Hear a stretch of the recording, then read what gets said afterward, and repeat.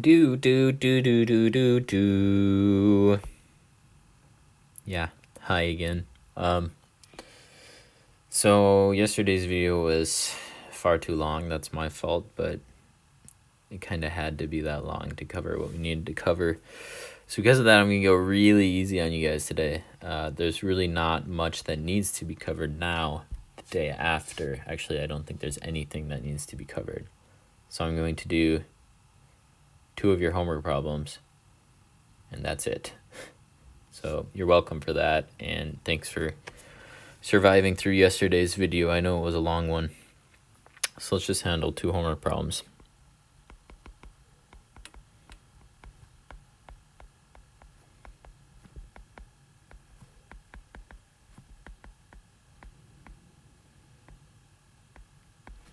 So we'll handle 2 homework problems.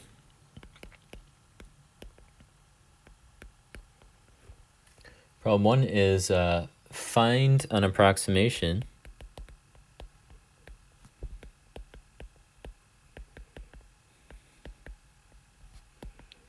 to the area under the curve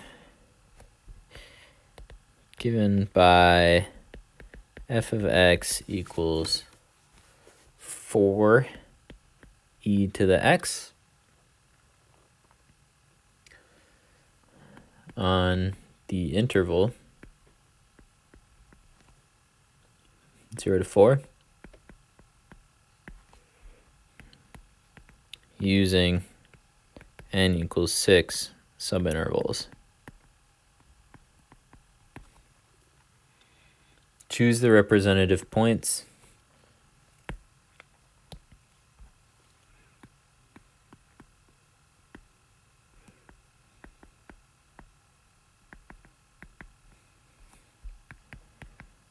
to be the midpoints.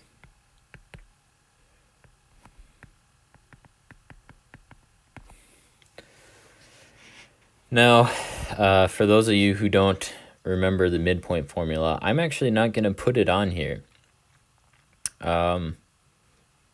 Because you get to a point where you want to start doing these in your head and not just relying on the formulas. So in our head, we already have f of x here. We already have n here. We just need to use this interval to give us x2 and x1. So the interval gives us x2 equals 4 and x1 equals 0.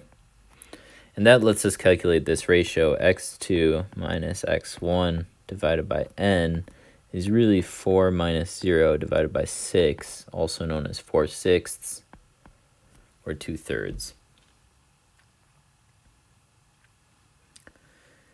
And then with the midpoint rule, we just kind of want to think about what it would actually mean to be the midpoints here.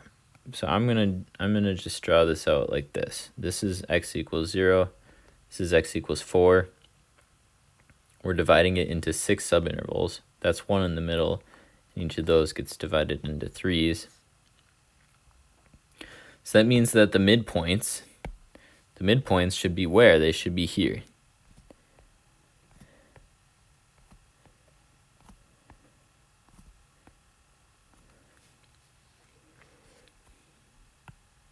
Blue is midpoints.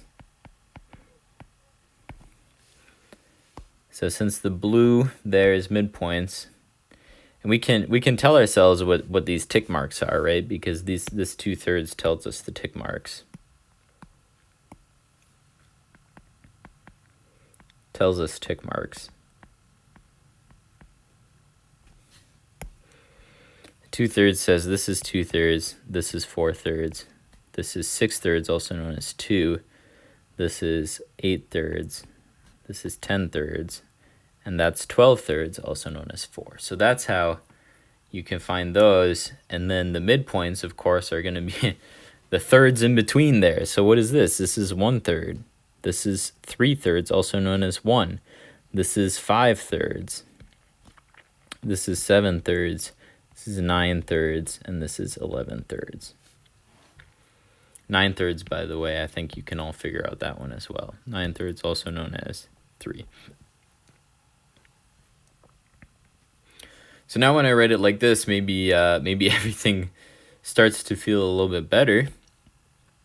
All we're doing is we're taking that 2/3, our midpoint is 2/3. It's the width of each rectangle. And then we're evaluating f at the midpoint. So f at 1/3. And I'll just do this like that.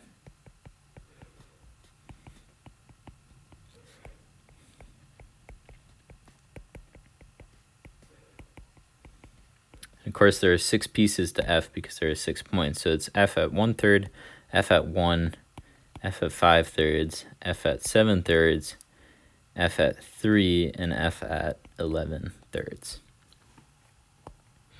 And all of a sudden, things are starting to make a lot more sense, and they seem a lot easier. What was f, by the way? If I scroll back up, it's 4e to the x. F is 4e to the x. This just becomes 2/3. 4e to the 1/3. Wow, that was really, really ugly. 4e to the 1/3 plus 4e to the 1 plus 4e to the 5/3 plus 4e to the 7/3, 4e to the 3 plus 4e to the 11/3. And 2/3 multiplies all of that. Plug it into your calculator, get a decimal answer.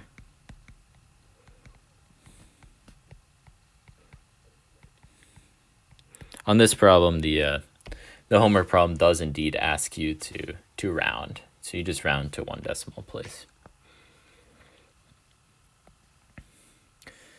So I think when you approach a problem this way, maybe it starts to make more sense.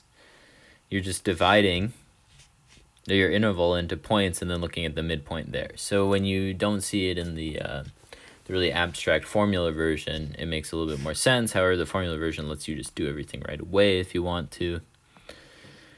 It's up to you how you want to think about it.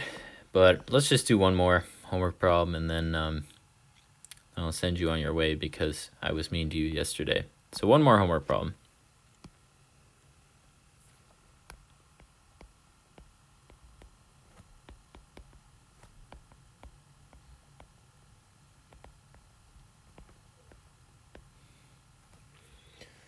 This is a real estate problem.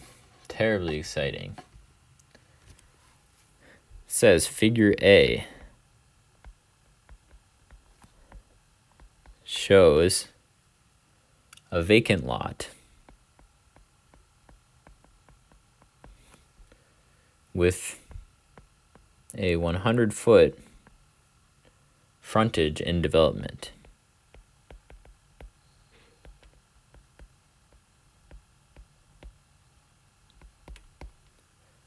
To estimate its area, we introduce a coordinate system so that the x-axis coincides with the edge of the straight road forming the lower boundary of the property, as shown in figure B.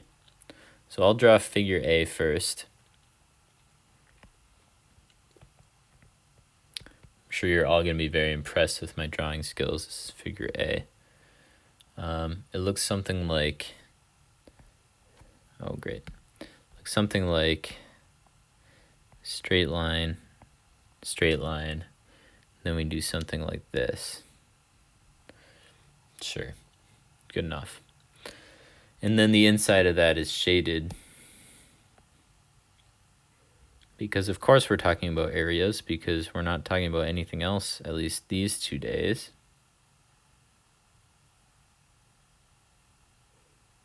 Beautiful.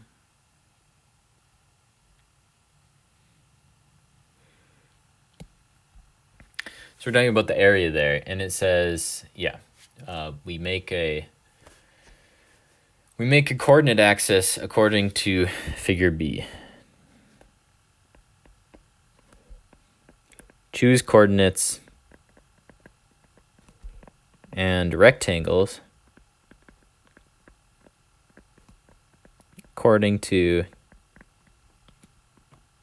figure B.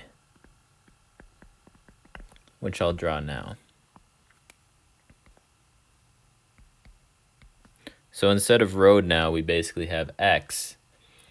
And then there's also a Y-axis where we line up the Y-axis with the left-hand side of our area. X-axis, Y-axis is in feet. X-axis is also in feet because we're talking about area. And we basically copy this top piece and bring it down. So it looks something like that. Sure. Didn't do a great job. But now in this case, we actually are constructing our rectangles. And it looks like we've constructed 5 total rectangles between 0 over here and 100 over here, which means this is occurring at every 20. So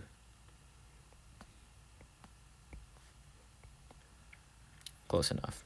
20, 40, 60, 80, 100, maybe 60.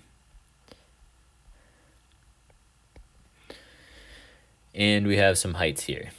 So let's build the rectangles.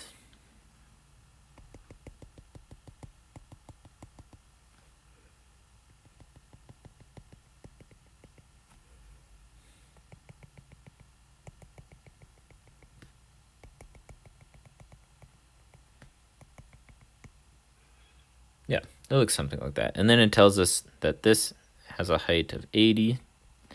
This has a height of 100. This has a height of 110. This one has a height of 100. The last one has a height of 80. And I'll delineate those a little bit better by shading them in different colors. There's the first one. Here's the second one. Here's the third one.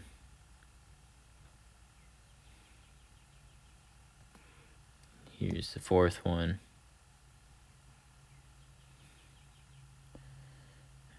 And I'm too lazy to find more colors, so there's the last one.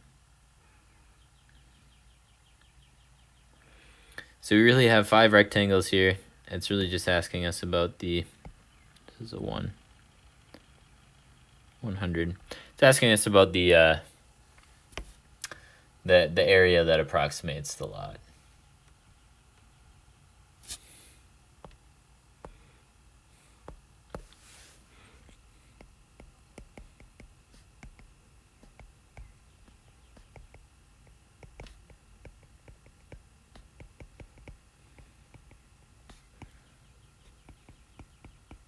And honestly, I could have given this problem to some college algebra students and they would have pulled it off. So all we need to do is we have 5 rectangles, we calculate the area of each, and we add them up.